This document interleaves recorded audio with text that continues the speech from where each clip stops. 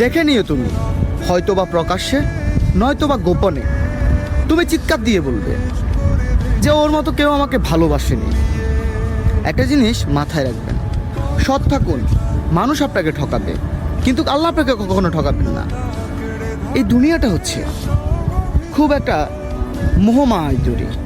অল্পতে মানুষ মোহমায়ায় আটকে যায়, বাট তারা জানে না যে মোহমায়া তাদেরকে কত দূর নিয়ে যায়।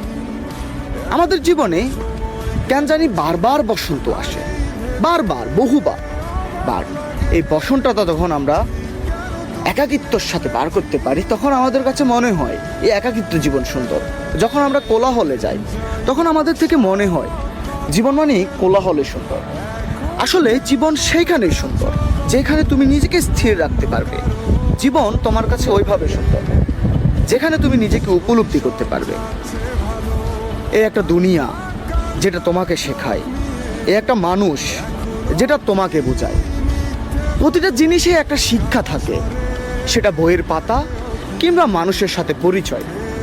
তবে যদি আপনি এই জিনিসটাকে খুব আলিঙ্গনে হৃদয়ের মাঝপাজরে সাজাতে পারেন, অবশ্যই আপনি প্রতিটা অধ্যায় থেকে কিছু না কিছু শিখবেন।